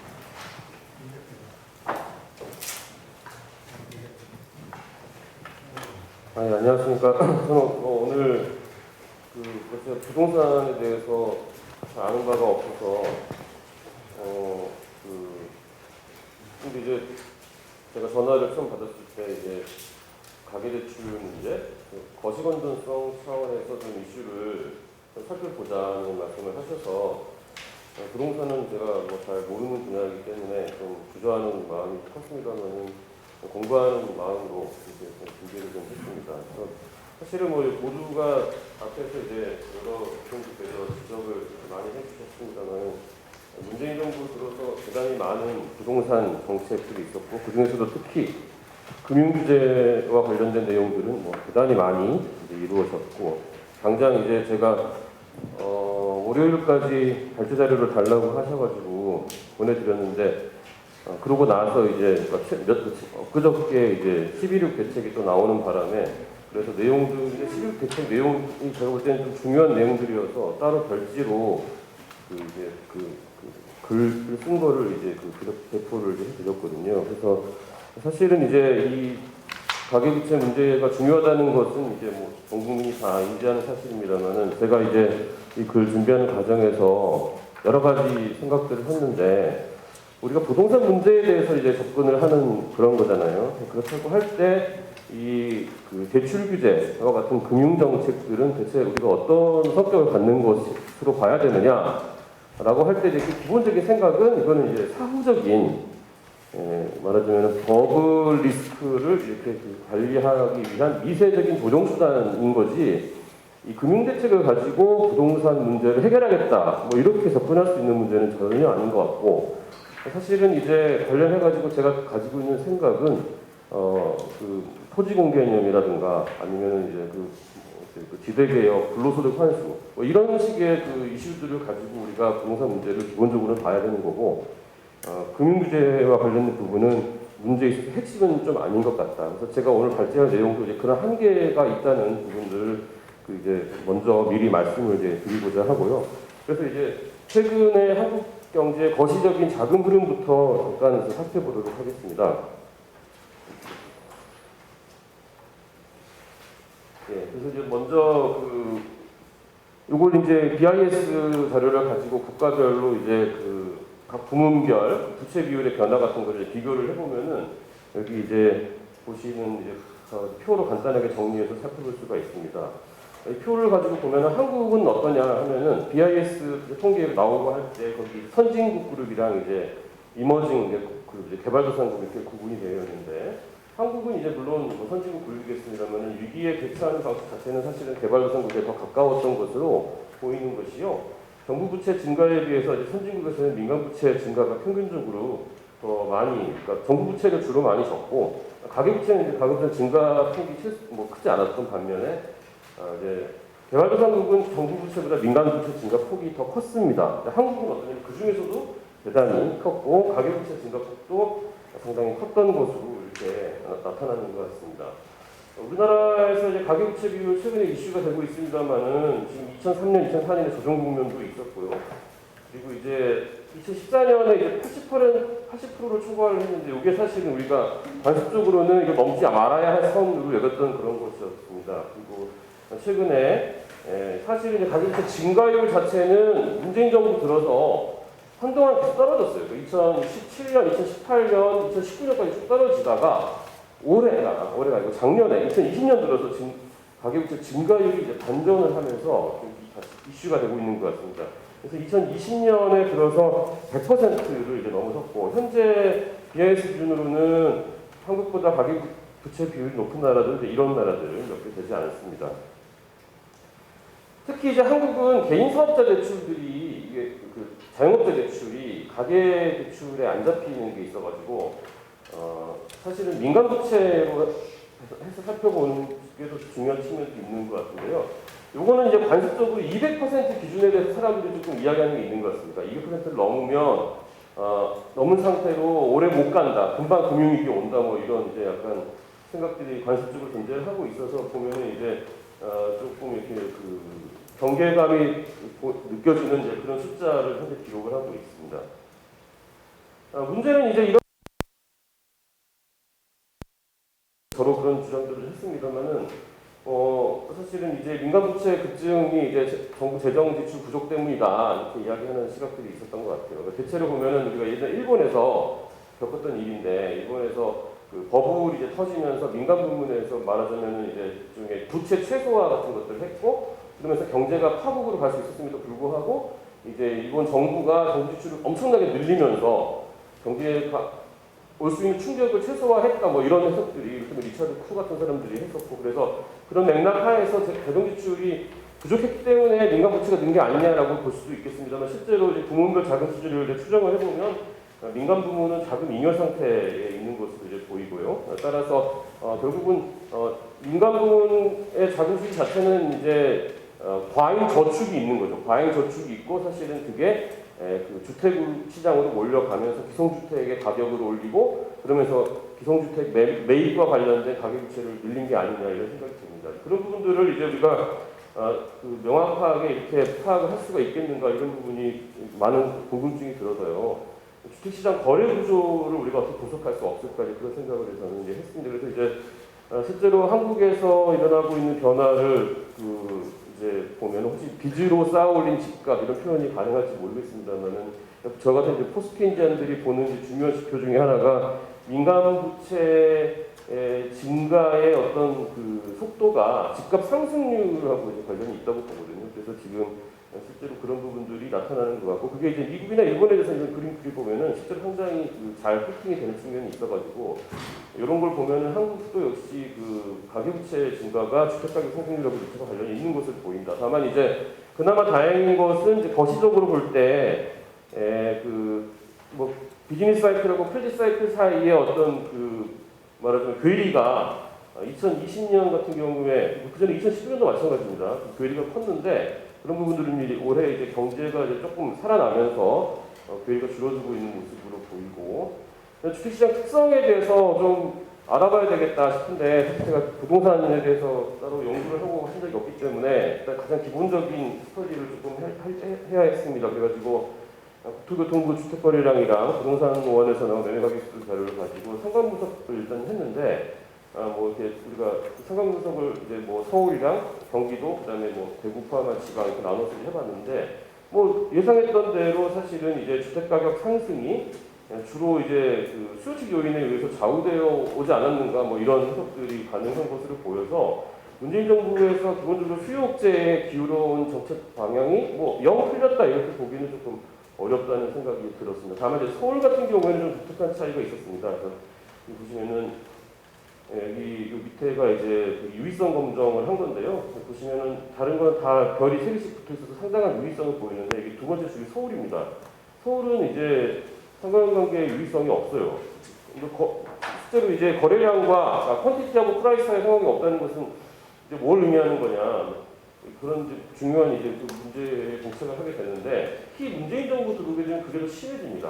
보시면은 거의 별이 사라지고 없어요. 그러니까 무슨 말이냐면 공급 측 요인이랑 수요 측 요인이 상당히 복잡하게 상호작용을 하는 측면이 나타나는 것으로 이렇게 저는 그래서 파악을 했습니다. 그래서 경제 상황이 변화하고 정부 제도가 변화하면서 경제 주체들이 서울하고 경기도를 중심으로 해가지고 경주 사이에 일어나는 그 주택의 거래 구조가 대단히 중요하게 변하고 있다 이런 생각이 들었고 그래서 이제 시장에서 실제로 이제 어떤 특성들을 주목하는지를 살펴봤는데요. 일단 그 전에 하나 그림을 보시면은 여기 이제 서울 그 다음에 경기도 대구입니다. 해가지고 시차 상관관계를 그린 건데요. 보시면 아시겠습니다만은 셋 다 문재인 정부 기간에 들어오게 되면은 마이너스 방향으로 내려갑니다. 그래서 이제 말하자면은 여기 서울 같은 경우에는 전부 다 마이너스예요. 시차와 상관없이 마이너스. 경기도도 거의 다 마이너스. 아직 그 지방시장은 이제 과거 패턴이 나타나고 있습니다. 그래서 이제 이런 걸 보면서 이제 이게 거래량이랑 가격이랑 서로 마이너스 상관관계면 이건 공급이 부족해서 집값이 오른 거였구나 이렇게 상상할 수도 있습니다. 근데 이게 통계적으로 보면은 유의성 검정이 안 돼, 유의성이 없는 것으로 나오기 때문에 그런 해석을 하려면 조금 더 적극적인 에비던스가 있어야 될 것 같다는 생각이 듭니다. 그런데 물론 이게 지금 다른 중요한 어떤 선행분수 요인들을 통제하지 않은 거기 때문에 그냥 상관분석이기 때문에 한계는 있습니다. 그럼에도 불구하고 어쨌든 시장 거래 구조에 의미 있는 변화가 일어나고 있는 게 아니냐 해서 주목되는 현상들 키워드를 이제 찾아보면은 전세 가격, 매매 가격 동반 상승, 그다음에 무주택 30대하고 20대 주택 구입 성향이 증가하는 부분, 주택임대 사업자 그리고 사실은 지금 현재로서는 무주택자들도 포함해가지고 이른바 갭 투자가 이제 중요하게 작용하고 있고, 요걸 뒷받침하는 게 사실은 전세자금 대출의 폭발적인 증가 양상들이 뭐 여러 차례 매체를 통해서 보도되고 했던 것 같습니다. 그 과정에서 이제 그 주택 구입 부담 지수도 크게 오르고 있습니다. 다만 이제 보시면 특이한 것은 여기 서울은 엄청 오르는데 지방은 거의 과거 수준을 벗어나지 않고 있어요. 특별히 지방에서는 그런 일이 벌어지지 않아요. 다만 이제 그 과정에서 이제 PIR이나 LIR 이런 비율들은 오르고 있고, 특히 20대하고 30대 중심으로 해가지고 LTI 비율이 크게 오르고 있습니다. 그만큼 이제 그 무주택 20, 30대가 이제 그 현재 갭 투자의 중심에 있는 것으로 보이고, 물론 증여화 같은 과정을 거쳐서 사실은 이제 그 부모 세대가 이런 일을 하고 있는지도 모르겠습니다. 그래서 뭐 이런 경계감이 이제 크레딧 갭에 이제 반영이 되고 있어요. BIS에서 발표하는 크레딧 갭 지표 자체는 이제 크레딧 투 GDP 그 비율의 어떤 추세 제거와 그런 건데 지금은 이제 상당히 그 위험 수위에 도달했다 이렇게 볼 수 있습니다. 따라서 지금 현재로서는 우리가 되게 이제 역사적인 경험이라든가 그런 다른 나라의 어떤 일들을 잘 보면서 균형 잡힌 상황 진단하기 중요한 것 같아요. 왜냐하면 최근에 그 어떤 그 시사 프로 같은 데서 보면은 방송에 나와가지고 금방 오는 건가 걱정이 돼가지고 이렇게 저렇게 이제 데이터들을 살펴봤어요. 그 중에 한 가지 단서로 이제 보통 많이 얘기하는 게 민간 부채 비율 200% 얘기를 많이 하시더라고요. 그런데 그래서 이제 BIS 가지고 제가 일일이 다 찾아봤습니다. 그랬더니 이제 적어도 여기 18개거든요. 18개 이상은, 그러니까 제가 요거는 이제 사실 그대로고, 또 뭐 더 있는지도 모르겠으니까, 적어도 18개국에서는, 민간 부채 비율 200% 기준을 넘은 게 상당히 많은 사례들이 있다. 특히 네덜란드 같은 경우는 뭐 엄청나게 장기간 동안 넘어왔고, 그 다음에 금융위기랑 전혀 관계없이 이렇게 장기간 200%를 초과한 케이스도 있고, 그 다음에 한때는 200%를 넘었다가 지금은 200% 밑으로 떨어진 뉴질랜드나 이제 호주 같은 사례들도 또 있습니다. 그래서 이제 우리가 200% 기준을 무슨 절대적인 어떤 기준선처럼 생각하는 것은 조금 이상한 것 같고, 가계부채 비율 80%, 90%, 100% 이런 것도 역시 마찬가지로 우리가 그거 자체 그 숫자에 우리가 얽매이는 그건 아니라는 생각이 들고요. 중요한 건 이제 뭐 이런저런 생각들 해보면 지금 이야기한 가계부채 비율이나 민간부채 비율 전부 다 분자는 지금 뭐냐면은 스톡이고 분모는 GDP니까 플로우지 않습니까? 문제는 이제 스톡이라고 하는 것은 매년 쌓이는 거죠. 그러니까 어느 정도 경제가 성장한 다음에는 분모의 GDP가 증가하는 속도는 어차피 제한되어 있는 거고 분자의 있는 그 부채 자체는 계속 쌓이는 거기 때문에 상승 추세가 자연스러울 수 있는 게 아니냐 이런 생각이 들고요. 지금 이렇게는 지금 연체율이라든가 그다음에 은행의 고정이하 여신 비율, 그다음에 차주 구성도 보시면 고신용자 비중이 지금 2017년보다 많이 올라왔습니다. 그 다음에 취약차주, 그러니까 취약차주라고 하는 것은 이제 다중채무자면서 소득 하위 30%, 신용점수 낮은 이런 그룹의 현재 대출 비중이 여기 보시면 5.3%에 그치고 있어요. 뿐만 아니라 이제 한국은행에서 이제 금융안정보고서 제일 처음에 나오는 그 합성지표, 금융안정지수 이런 것들도 보면 굉장히 낮은 수준이고, 뭐 이게 뭐 주의, 뭐 경계, 뭐 이런 그 크리티컬 밸류들과 비교해 볼 때는 상당히 안정적이고 낮은 수준으로 관리가 되고 있습니다. 그래서 이제 우리가 이제 지나치게 그 금융위기 가능성 같은 것들에 대해서 이렇게 지금 성급하게 말할 게 아니고, 뭐 이렇게 파국을 자꾸 올 것처럼 얘기하는 게 진보적인 게 아니죠. 그래서 무슨 분은 뭐 가계 대차제라든가 이런 부분들을 보더라도 여러 가지 지표들을 보면은 위기 가능성이 크다 이렇게 보기는 좀 어렵지 않은 생각이 듭니다. 그럼에도 불구하고 어쨌든 가계부채 문제가 중요하다는 건 맞고 거기에 대해서 우리가 관리를 해야 된다는 것도 맞고, 다만 이제 현재 그 정부가 접근하고 있는 방식 중에 이제 증가율을 관리하는 총량 규제 방식은 조금 이렇게 원인과 결과를 잘못 보는 게 아니냐. 사실은 원인은 어디에 있냐면은 레버리지, 그러니까 빚에 의존하는 레버리지 숫자가 그 제어가 되지 않고 있는데 그런 주택시장 거래 구조가 원인인 것이고 그 결과가 높은 그 가계부채 그 비율일 텐데 우리가 이제 대출 증가율을 규제한다고 하는 것은 결과를 잡으려고 하는 거고 원인은 잘 못 잡고 있는 거거든요. 그래서 이제 현재로서는 특히 지금 갭 투자가 어떻게 일어나는지를 이제 시장 참여자를 통해서 얘기를 들어보면 일단 기본적으로는 전세 보증금하고 전세자금 대출이 이제 핵심적인 레버리지 수단인 것 같고요. 신용대출은 이제 규제가 많이 들어가가지고 그거는 좀 어려운 것 같습니다. 그래서 지금 현재 그 60% 아니 6% 증가율을 기계적으로 맞추다 보니까 여러 가지 이제 그 문제들이 이제 터져 나왔던 것으로 보이는데 그 뭐 우리가 60%, 3% 한국형 재정준칙만큼이나 허망한 집착의 공산이 크지 않냐. 그래서 대안적으로 뭘 해야 되겠느냐에 대한 이슈들이 있겠습니다. 문제는 이제 요거 이제 제가 그 글을 썼던 거를 갖다가 보니까는 11호 대책에서 좀 많이 해가지고 이 부분이 엄청나게 중요하게 이제 바뀌었는데요, 사실은. 예, DSR 규제 조기 도입하는 게 저는 맞다고 생각이 되고요. 왜냐면은 어차피 차주별로 상환 능력에 따라서 레버리지가 관리되게 하는 것이 건전성 규제 본령이 아니겠습니까? 그런 맥락에서는 차주별로 그 DSR 그 규제를 조기 도입하는 그런 방향이 바람직하다고 생각이 들고요. 근데 이제 그래서 이제 질적 관리 같은 거를 이제 좀 신경을 써야 한다. 총량 규제보다도. 최근에 이제 발표된 내용 보면 카드론에 대해서 규제가 들어갔고, 그다음에 제2금융권에 대해서도 이제 기준 자체는 조금 다르지만 동시에 이제 그 규제가 들어가기 때문에 풍선 효과를 제어하기 위한 노력이 이제 11호 대책에 있었던 것으로 판단을 하게 되고요. 다만 이제 11호 대책에서 되게 중요한 그 약점이 될 수 있는 부분은 뭐냐면 현재 이제 전세자금 대출이 그 사실은 주담대 대부분은 아니지만 상당 부분이 전세자금 대출인데. 그게 많이 폭증하면서 사실은 이제 갭투자가 일어나고 있습니다만은 실제 전세 보주 용도인지 아닌지를 사실은 거의 파악하기 어려운 측면들이 사실 있습니다. 그래서 그 부분이 사실은 중요한 대책에서도 그 부분이 결국은 또 누락이 되는 바람에 과연 이 갭투자가 이루어지는 구조가 이번에 그대로 온전되는 게 아니냐 하는 그런 우려를 하게 되고요.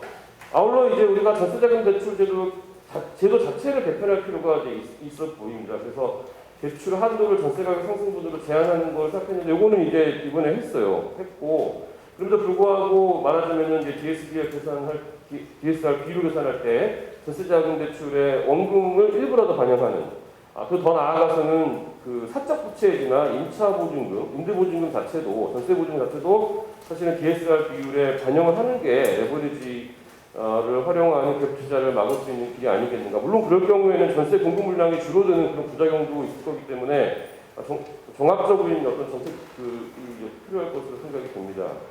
아울러 이제 중요한 것은 우리나라에서도 2018년도에 이거 하려고 하다가 이상하게 늦춰지고 있는데요. 은행 대출이 가계 대출로 쏠리는 것을 막을 수 있는 그런 거시건전성 정책 수단이 있습니다. 편중 위험을 통제하는 섹터럴 부문별 경기대응 완충 자본인데요. 그래서 가계부문 경기대응 완충 자본을 도입하면은 특히 뭐 스위스 같은 선례에서도 볼 수 있듯이 스위스가 이제 요 제도 도입했던 게 이제 2010년대 초반인데 그때 스위스 경제 굉장히 좋지 않았음에도 불구하고 이제 요걸 도입을 했습니다. 그러면서 기준금리 같은 거는 인상하지 않고, 그러니까 통화 정책의 어떤 그 완화적인 정도를 조절하지 않으면서 이 제도를 도입해서 그 가계부채를 좀 그 제어할 수 있는 그런 사례들을 보여줬거든요. 그런 분들 힌트를 참고할 수 있겠다는 생각이 들고요. 아울러 이제 임대차 보호법 오늘도 여러 번 얘기 나왔습니다만 제가 볼 때는 기본적으로는 원칙은 세입자 주거권 보호에 있다고 보고, 그래서 현재 그 법에 있는 임대인의 계약갱신 거절 사유 이런 것들 굉장히 좀 너무 이렇게 방만하게 해서 실제로는 계약갱신 청구권 행사 비율이 되게 낮아요. 그런 부분들을 끌어올리는 데에 초점을 맞춰야 할 것으로 보이고, 그 다음에 신규 계약에도 전월세 상환제 도입하는 것을 왜 하면 안 되는가에 대해서 저는 잘 모르겠더라고요. 그래서 그런 부분들이 우리가 같이 고려를 하면 최선의 정책조합으로 방금 전에 말씀드렸던 그런 금융정책들과 그리고 확장적인 재정정책 기조를 유지를 하고, 확장적인 재정정책 기조를 유지하면서 한국 경제의 어떤 회복 경로를 이제 서포트할 수 있는 그런 통화 정책이 필요하다고 생각이 되고요. 그래서 이제 제가 다른 분들이랑 얘기할 때 이 부분에서 가장 많은 반대를 받았어요. 그러니까 기준금리를 저는 인상하는 것은 조금 논리적으로 뭐 필요하지 않은 상황인 것 같다고 말씀을 많이 드리는데, 다른 분들은 다 올려야 한다고 그래가지고, 그래서 제 주장을 강하게 할 생각은 없습니다만, 기준금리 인상 속도를 조절을 해야 된다고 보는 이유는 금리를 올려서 이 가계부채를 잡지 못할 가능성이 커요. 과거 사례들이 많이 있습니다. 그 다음에 아울러 연구들 가지고 있어요. 여기는 지금 3가지만 적었지만 더 많이 있습니다. 그러니까 그거 아주 확립된 건 아니에요. 아울러 대공황 시기에 31년 9월 달에 금 빠져나간다고 해서 금리 올렸다가 부작용이 많았다는 사실, 프리드만 슈워츠 이런 데서 보존적으로 그 증거가 있고요. 그 다음에 36년, 37년 그때 긴축전환 선거 때문에 38년에 더블dig으로 갔다. 이런 부분들도 우리가 무시할 수 없습니다. 현재 우리한테 가장 중요한 것은 경제의 회복력에 대한 보수적인 판단이 아니겠느냐. 그래서 회복 경로를 튼튼하게 할 수 있어야 한다. 통화정책은. 그런 맥락에서 우리가 최선의 정책조합을 금융정책, 통화정책, 재정정책에 대해서 이렇게 정리를 할 수 있을 것 같고요. 예, 그래서 이렇게 해서 제 발표 마치겠습니다. 그러면 이 세션 발표는 이걸로 마치겠습니다.